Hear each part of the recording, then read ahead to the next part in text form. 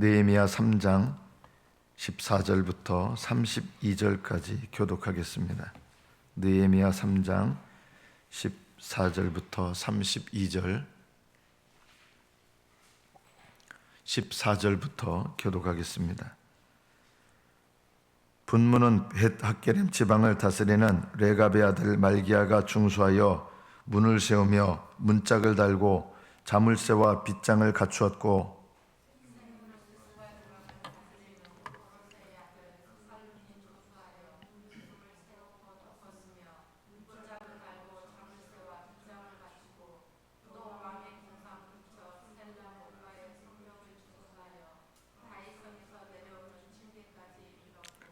그 다음은 벳술 지방 절반을 다스리는 에스북의 아들 느헤미야가 중수하여 다윗의 묘실과 마주 대한 곳에 이르고 또 파서 만든 못을 지나 용사의 집까지 이르렀고,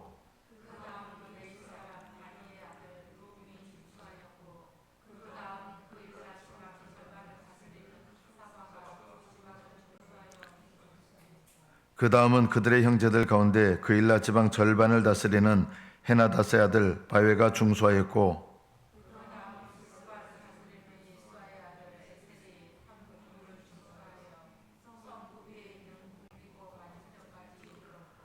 그 다음은 삽배의 아들 바룩이 한 부분을 힘써 중수하여 성 구비에서부터 대제사장 엘리야셉의 집 문에 이르렀고,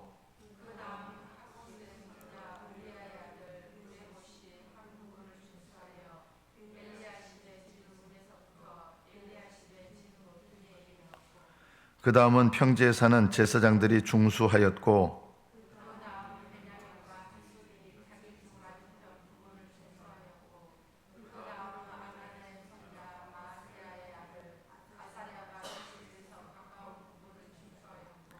그 다음은 헤나다스의 아들 빈누이가 한 부분을 중수하되 아사랴의 집에서부터 성 구비를 지나 성 모퉁이에 이르렀고,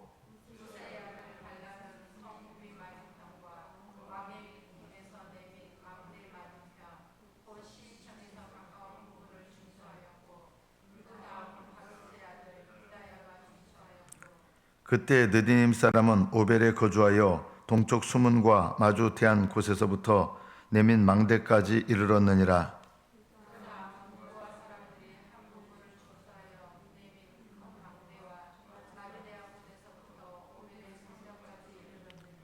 마문 위로부터는 제사장들이 각각 자기 집과 마주 대한 부분을 중수하였고,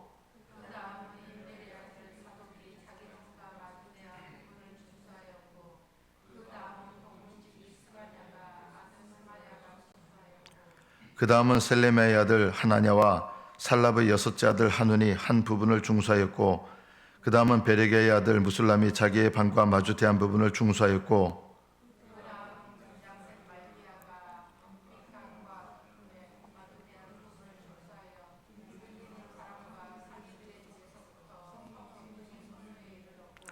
성 모퉁이 성루에서 양문까지는 금장색과 상인들이 중수하였느니라.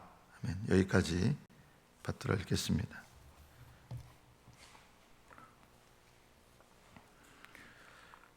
이렇게 예루살렘 성벽을 중수하는 사람들의 이름이 하나하나 다 기록되어 있는 것은 성령의 감동으로 느헤미야를 통해서 기록하게 한 것입니다. 하나님께서 이 성경에는 기록되지는 않겠지만 여기 성경의 사람들의 이름이 각각 맡아서 중수했던 사람들의 이름이 기록된 것처럼 여러분은 하늘나라 기념책에 여러분이 주님을 위하여 어떤 곳을 내가 중수하였는가, 그것이 이름이 기록되게 됩니다. 여러분은 어디를 중수하고 있습니까? 무너진 가정에서 그 가정을 다시 일으켜 세우는 것도 중수하는 것입니다. 가정을 중수하는 것도 대단히 중요합니다. 가정을 중수하는 것이 중요하다 그러면 교회를 중수하는 것은 얼마나 더 중요한 일이겠습니까? 무너진 교회를 하나님께서 물론 세우시지만 하나님은 사람을 통해서 일하십니다. 하나님이 성벽도를 일일이 이렇게 쌓거나 하시지 않으세요. 사람이 합니다. 그건 사람에게 맡기신 사명이지, 하나님께 이거 하나님께서 알아서 하세요, 이거는요 굉장히 잘못된 태도겠죠. 여러분 각자에게 맡기신 사명은 여러분이 감당하셔야 되는 거지, 그것을 하나님께 다시 돌려드리면 안 됩니다. 예를 들면 여러분 자녀들을 교육하는 거 여러분에게 맡기신 사명인데, 하나님 나 도저히 모르겠어요, 하나님 알아서 하세요 하고 자녀 교육의 사명을 하나님께 떠맡기는 분들이 있어요. 이런 분들은요 자녀들을 중수할 수가 없고 가정을 중수할 수 없습니다. 하나님께서 내게 중수하라고 사명을 맡겼는데 굉장히 믿음 같잖아요. 나는 아무것도 못하니까 하나님이 알아서 해주세요. 이거는요 믿음이 아니에요. 떠맡기는 거예요. 그럼 어떻게 일하시냐? 하나님, 제가 이 일을 감당할 수 없습니다. 지혜가 없습니다. 너무 부족합니다. 하나님 도와주십시오 하면서 하나님을 의지하시면서 하나님께서 내게 맡기신 사명을 최선을 다해서 감당해야 되는 거예요. 이것이 가정을 중수하는 비결이거든요.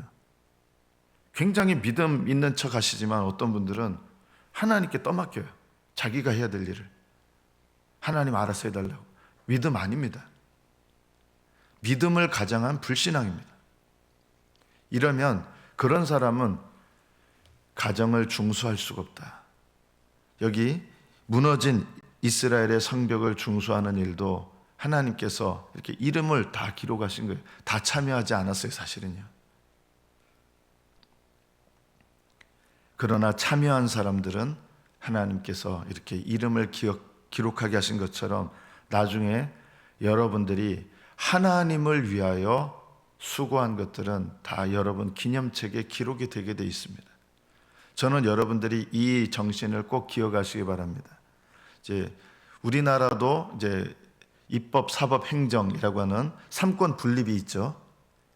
이거는 이제 세상 정신이에요. 세상 정신. 삼권 분립은요, 서로 나뉘어져 있어야 견제를 하고, 그래서 특히 뭐 행정부나 또는 사법부가 독주를 하지 못하도록, 그래서 삼권이 입법, 사법, 행정이 분리가 돼가지고 서로 견제 역할을 하는 것. 그래서 특정한 어떤 사법이나 행정이 과도한 힘을 발휘하지 못하도록 하는 것. 이것이 바로 분립의 정신입니다. 이거는요 세상 사람들의 행정 정신입니다. 교회는 이것을 본받아서는 안 됩니다. 이게 나쁘다는 게 아니라 이건 세상 사람들이 세상을 운영하는 방식이라 그러면 교회를 운영하는 하나님의 방식은 뭐냐라고 할 때 분립의 정신이 아니라 연합의 정신이 우선입니다. 사실은 세상도 마찬가지입니다. 연합의 정신이 우선이어야 됩니다. 각자가 맡은 바를 감당합니다.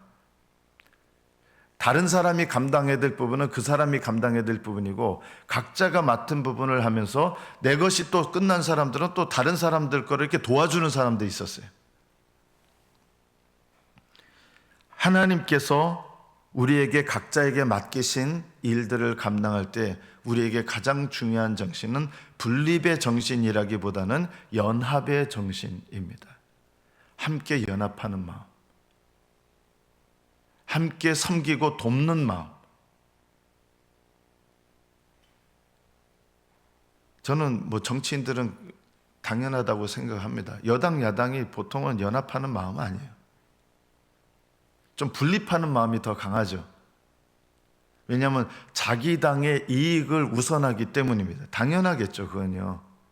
그러나 우리는 하나님의 뜻, 하나님의 기쁘신 뜻을 우선해야 되는 사람들이기 때문에 항상 우리에게 제일 첫 번째로 요구되는 정신이 뭐냐?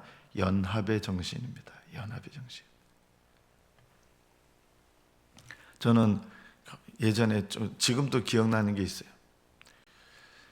예를 들면 교회에서 여러 가지 직분, 목사의 직분도 있고 장로의 직분도 여러 가지 직분이 있는데, 이 모든 직분들의 가장 중요한 정신이 뭐가 되어야 되느냐? 연합의 정신이 되어야 됩니다. 분립이 아닙니다.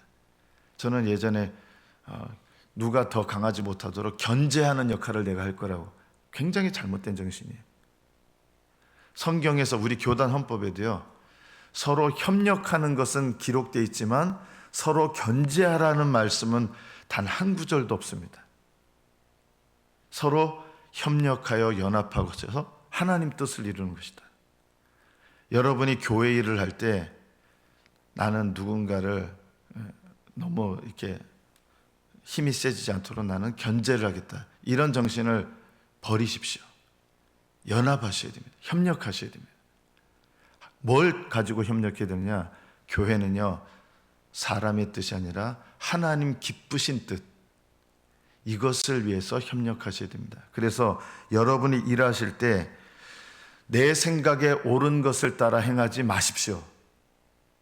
그러면 그 잘못된 거 아닙니까? 내 생각에 옳은 것이 아니라 하나님께서 기뻐하시는 뜻, 이것이 내가 생각하고 말하고 행동하는 것의 기준이 되셔야 됩니다.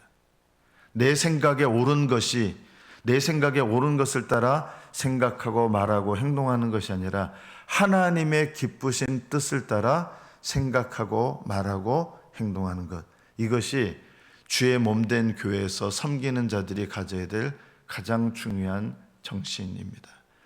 하나님의 기쁘신 뜻을 따라 섬긴 것만이 하늘나라 기념책에 기록됩니다. 여러분이 그냥 인간적인 열심으로 내잖아요. 그게 하나님 쓰실 수는 있는데요, 하나님의 기쁘신 뜻을 따라 행하지 않은 것은 하늘나라 기념책에 기록되지 않습니다. 여러분이 아무리 수고를 하셔도 하나님의 기쁘신 뜻을 따라 성령 안에서 섬기지 않은 것들은 하나님은 쓰시려면 마귀도 쓰시고요, 악인들도 쓰세요. 그러나 악인들의 수고와 마귀들의 수고는 기념책에 전혀 기록되지 않습니다. 하늘나라 기념책에는 성령 안에서 하나님의 기쁘신 뜻을 따라 행한 것들만이 기록됩니다. 그래서 다른 사람들과 저 사람들은 나는 저 사람들과 함께 할 수 없어, 저 사람들과 함께 한다, 이런 정신이 아니라 하나님의 기쁘신 뜻인가, 이것을 늘 염두에 두셔야 됩니다. 오늘 제목이 끝까지 성별하라인데요, 성별하려면 두 가지가 필요합니다. 하나는 예수님의 보혈로 깨끗하게 늘 씻음받아야 됩니다. 내 죄를 깨닫고 회개하지 않는 분들은 하나님의 일을 못하게 돼 있다. 저도 여러분도 늘 예수님의 십자가 보혈로 내 죄를 깨닫고 돌아보는 일을 하셔야 됩니다. 그래야 깨끗해질 수 있습니다. 그리고 이 깨끗한 그릇에 성령이 임하시는 것, 이게 거룩입니다. 깨끗해지는 거하고 거룩한 거하고는 좀 달라요. 깨끗해지는 것은 거룩을 위한 조건이지 거룩이 아닙니다. 깨끗한 그릇이 된 다음에 그 깨끗한 그릇에 성령님이 충만히 임하시는 것이 거룩이에요. 깨끗한 것과 거룩한 것은 연관은 있지만 같은 말은 아니에요. 예수님의 보혈로 깨끗하게 함을 입어야 되고, 그 깨끗한 그릇에 성령이 임하실 때 이것을 거룩이라고 합니다. 그래서 우리는 날마다 거룩함을 힘써야 됩니다. 특히 주님의 일을 할 때도, 기도할 때도, 기도하실 때도 예수님의 보혈로 씻음받아야 됩니다. 그리고 내 안에 성령이 임하셔서 그 상태에서 기도를 하셔야 거룩한 기도를 배우게 됩니다. 여러분 생각대로 기도하시면 안 됩니다. 보통 내 생각대로 그냥 기도를 많이 하거든요. 그럼 하나님 생각대로, 하나님 기쁘신 뜻대로 기도하려면 어떻게 됩니까? 똑같은 원리입니다. 하나님 앞에 내 죄를 돌아보고 깨닫고 회개해서 씻음받고, 보혈로 씻음받고, 그래서 내 영혼 가운데 하나님의 성령으로 충만하게 해달라고. 그 상태에서 내가 하나님께 기도할 때 거룩한 기도가 되는 것입니다. 오늘 회복하는 문의 이름은 분문입니다. 똥문이죠, 똥문. 좀 더러운 말로. 배설물들이 나가는 곳입니다. 이 배설물들이 나가는 곳에서 섬겼던 사람은 레갑의 아들 말기야입니다. 이 레갑의 아들 말기야, 레갑의 후손이란 뜻이에요. 이 레갑이라고 하는 족속은 좀 살펴볼 필요가 있습니다. 이 레갑 족속은 원래 이스라엘 사람들이 아니라 가나안 사람도 물론 아닙니다. 이방인들 중에서 이스라엘 사람들로 편입된 사람들이었는데, 이 레갑이란 사람이 하나님을 경외했기 때문에 자기 후손들에게 포도주도 마시지 마라. 제정신 늘 깨어 있으라는 거죠. 포도주도 마시지 마라. 그리고 자기 집 소유하지 마라. 하나님만을 위해서 너희들 섬기고 살라는 거예요. 그리고 여러 가지 이 하나님의 말씀을 지키라는 명령을 자손들에게 계속 주면서 이 레갑 족속은 북이스라엘이 완전히 타락했을 때에도 그 북이스라엘이 타락한 가운데서도 하나님 앞에 절개와 신앙을 지키는 유명한 가문이었습니다. 이런 가문이 맡은 곳이 어디냐? 배설물이 나가는 문이, 어떻게 보면 제일 천해 보이는 곳 아닙니까? 배설물이 나가는 문이니까 이스라엘 사람들 생각에는 좀 부정하다는 느낌이 들 수도 있을 거 아니에요. 그런데 이렇게 경건한 신앙생활을 이어왔던 사람들이 맡은 곳이 분문, 변이에요, 변. 이 분문을 맡았는데 이 분문을 맡으면서 어떤 불평이나 그런 거 없어요. 하나님은요, 이렇게 남들이 꺼리는 곳에서 이렇게 섬기는 사람들을 참 귀하게 여기십니다. 저는 우리 교회에서 이렇게 화장실 변기 닦으시고 이런 분들도 참 다 훌륭하시지만 남들이 하고 싶어 하지 않는 사역을 감당하시는 건 더 훌륭하다. 각자마다 하나님께서 다 기쁘신 마음으로, 하나님을 기쁘게 하는 마음으로 섬기면 기뻐하시겠지만 어떤 직분은 좀 폼나는 직분이 있어요. 어떤 직분은 드러나지 않는 직분이 있어요. 어떤 직분은 누구나 좀 하고 싶어하는 직분이 있어요. 근데 어떤 직분은 누구나 좀 꺼리는 직분이 있어요. 사람들한테 얼굴이 드러나는 거는 하고 싶어 하시는 분들이 많은데요, 얼굴도 드러나지 않고 드러나지도 않는데 일은 또 누구나 꺼리는 거, 이런 거를 하시는데, 오히려 하늘나라 가면 이 분문을 중수했던 레갑의 아들 말기야가 이렇게 기록되어 있는 것처럼 하나님께서 기억하실 때가 옵니다.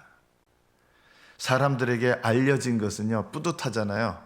이거는 벌써 사람들한테 상을 받아서 하늘에서 받을 게 없다. 그러나 사람들한테 알려지지 않은 수고들은 하나님께서 하늘나라에서 갚아주신다. 저는 여러분들이 정말 축복받으려면요, 남들에게 안 드러나고 남들이 꺼리는 거를 내가 도맡아서 해보십시오. 드러나지도 않잖아요. 그러나 그런 사명이야말로 하나님께서 기뻐하시는 사명이다. 우리가 또 기억해야 될 게 있어요. 이 분문이 상징하는 것은 나를 배설물처럼 여기고, 사도 바울은 다른 사람들이 자랑하는 거, 다른 사람들이 뿌듯해하는 거, 내가 주님을 위해서 얼마나 섬겨왔는지, 이런 것에 대해서 사람들은 요만큼만 뭐 있어도 자랑하고 싶어 했거든요. 그런데 바울은요, 나는 주님을 위하여 지금까지 섬겨왔던 거, 내가 주님께 헌신했던 거, 드렸던 거, 이것을 자랑하는 것으로 만약 여긴다면 나의 모든 수고, 이것들은 배설물과 같습니다. 이것이 바울의 믿음이에요. 나는 이걸 똥같이 여깁니다. 하나님께 보여드리고 하나님을 섬기는 건데, 이걸 가지고 내가 사람들한테 인정받으려고 한다면 그건 배설물이 됩니다. 나는 이런 것들을 오히려 배설물처럼 여기면 하나님께서는 오히려 그 사람의 수고를 기쁘게 받으시고 인정하십니다. 이 분문을 통해서 하나님께서는 우리에게 내 영혼의 문을 중수하는데, 은혜가 들어오는 문이 어디냐? 놀랍게도 이 분문을 통해서, 똥문을 통해서도 은혜가 들어옵니다. 내가 하나님 앞에 나를 배설물처럼 여기고 겸손하게 낮아질 때 은혜가 들어옵니다. 어제 예배가 회복돼야 되는 양문, 사명이 회복되는 어문, 그리고 거룩한 옛날 전통을 회복하는 옛문, 이건 말고 내가 날마다 하나님 앞에 나를 어린아이처럼 낮추면서 내 자랑을 배설물처럼 여길 때 이것이 은혜가 들어오는 문이 됩니다. 이 분문을 택하여 중수하는 사람은 사실은 그렇게 많지 않습니다. 우리는 영광받고 싶어하고 인정받고 싶어하고 드러나고 싶어하고 사람들이 알아주기 바라고 그러거든요. 이 분문은 그와 정반대로 하나님께만 보이고 자랑하려 하지 않고 내가 자랑하려고 하는 모든 뿌듯해하는 것들은 배설물로 여기는 것, 이것이 오늘 이 분문이 상징하는 것입니다. 15절부터 보면 샘문을 중수하는데요, 샘문은 또 무엇입니까? 날마다 새롭게 받는 은혜를 상징합니다. 날마다 은혜 받으셔야 됩니다. 날마다. 어제 받은 은혜로는 오늘 못 삽니다. 하나님은요, 우리가 신앙생활할 때 날마다 받는 은혜를 가지고 신앙생활하는 거지, 어제까지 받은 은혜는 어제까지로 끝납니다. 오늘을 사는 신앙생활은 오늘 받는 은혜가 필요합니다. 이것이 샘문이 상징하는 것입니다. 날마다 샘이 솟아나잖아요. 솟아나지 않으면 샘이 아닙니다. 날마다 계속해서 샘이 솟아나죠. 제가 태백시에 갔을 때 황지 연못에 간 적이 있습니다. 거기 보니까 밑에서요, 물이 막 거기가 발원지래요. 물이 막 솟아 올라오는 게 보여요. 이게 참 감동적이었습니다. 그 장면을 보는데 여기저기 그 넓은, 조금 엄청나게 호수 같지는 않은데 이렇게 있는데 거기서 이렇게 밑에서 물이 막 올라오는 게 보이는 거예요. 그 모습을 보면서 이 샘문은 날마다 하나님께로부터 받는 은혜가 있어야 됩니다. 샘문이 중수돼야 내 신앙에 날마다 받는 은혜가 회복돼야. 그래서 저는 새벽 기도가 그래서 너무 중요하다. 새벽 기도 생활. 새벽 기도 생활은 어떤 면에서 보면 믿음으로 참여하시면요, 여러분의 삶 속에 샘문이 중수되는 것입니다. 새벽 기도 생활이요. 날마다 받는 은혜.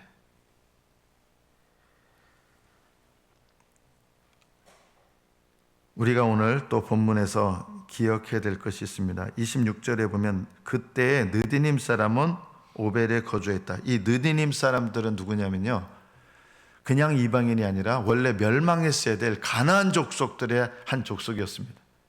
기브온 족속입니다. 원래는 이 기브온 족속도 여호수아 때 멸망했어야 되는데 이거 안 되겠다 해가지고 거짓말을 해서 우리는 가나안 사람이 아니라 먼 데서 온 이방인입니다. 먼 데서 온 이방인까지 치라고 하시진 않았거든요. 사실은 멸망당해야 될 가나안 사람들이었어요. 그런데 여호수아가 하나님께 물어보지 아니하고 이 기브온 사람들을 받아줍니다. 맹세하고. 그래서 하나님께서 멸하라고 한 가나안 족속이었는데도 불구하고 맹세를 했기 때문에 이 기브온 족속이 멸망당하지 않고 살아남게 됩니다. 그래서 너희들이 우리한테 거짓말을 했으니까 너희들한테 한 가지 벌을 내리겠다 하는 형식으로 벌을 내린 게 뭐냐면, 성전에서 나무 패고 물 깃는 거, 제일 허드렛 일, 쉽게 말하면 허드렛 일, 너희는 모든 가족들 다 허드렛 일 하라고 맡긴 거예요. 그래서 성전에서 나무 패며 물 깃는 허드렛 일을 도맡아서 한 사람들, 이 기브온 족속의 후손들이 누가 됐냐면 바로 느디님 사람들이 됐습니다. 이 느디님이라는 말은 히브리어로 그대로 읽으면 느타님이에요. 느타님이라는 말은 나탄, 주다라는 말에서 나온 말입니다. 하나님께 바쳐진 거예요. 나무 패며 물 깃는 일, 가장 허드렛 일에 바쳐진 사람들인 거예요. 집사권사, 안수집사 권사가 뭔지 아십니까? 이게 바로 느디님이에요.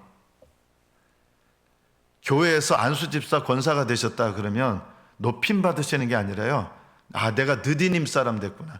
나무 패며 물 깃는 가장 허드렛 일 하는 사람. 원래 집사라 디아코노스라는 말이 허드렛 일 하는 종이에요. 그래서 집사 권사가 됐으면요, 나는 어떻게 여겨야 되느냐, 다른 성도들을 섬기는 더 낮은 종이 됐다고 여기셔야 돼. 목사는 또 미니스터잖아요, 영어로요. 더 낮아진 사람이 돼. 다른 사람들은 하나님의 종이 됐기 때문에 존중하지만 나는 이 직분을 받았기 때문에 다른 사람을 섬기는 자가 된 거예요. 원래는 나는 식탁에서 밥 먹는 사람이었는데 집사가 되고 권사가 됐다는 게 무슨 뜻이에요? 이제는 직분을 받아가지고, 그전에는 앉아서 밥 먹는 사람이었는데 이제는 옆에서 서빙하는 사람이 됐다, 이 뜻이에요. 이게 바로 디아코노스, 집사 권사의 원래 뜻이에요.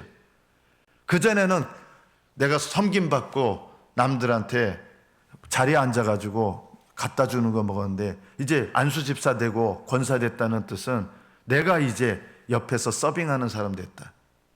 교회에서 허드렛 일을 하는 사람 됐다. 이렇게 여기셔야 됩니다. 이게 원래 뜻입니다. 느디님 사람들은 이렇게 정말로 하나님께 허드렛 일에 드려진 사람들이 돼서 이것에 대해서 한마디도 불평하지 않고, 우리들은 원래 멸망했어야 될 가나안 족속이었는데 하나님의 성전에서 이런 일을 우리에게 맡기셔서 하나님 감사합니다. 이런 마음으로 포로에서도 끌려갔다가 이 느디님 사람들 여기다 포로에 끌려올 때도 다시 돌아올 때도 느디님 사람들을 기록하신 거예요. 하나님께 이 허드렛 일에 드려져서 여전히 남들 돌아보지 않는 이 허드렛 일을 하면서도 하나님께 기쁘게 섬긴 거예요. 원래 멸망할 족속이었는데 이 멸망할 족속의 자녀들이 하나님의 성전에서 나무 패며 물 깃는 자가 돼서 겸손한 마음으로 하나님을 섬기는 느디님 사람들이 되었습니다. 그리고 이들을 통해서 하나님은 성전의 성벽에 무너진 곳을 중수하는 귀한 사람들로 하나님 쓰셨던 것입니다. 여러분도 하나님, 나는 원래 지옥 가야 마땅할 인생인데 나를 그리스도 예수 안에 부르셔서 지옥에서 고통받아야 마땅할 내 인생이 주님의 성전에서 섬기는 자, 주님의 성전을 중수하는 자로 나를 쓰시니 감사합니다. 이 마음으로 늘 겸손하게 주님을 섬기시는 복된 주의 일꾼들이 되시기를 축복합니다. 기도하겠습니다.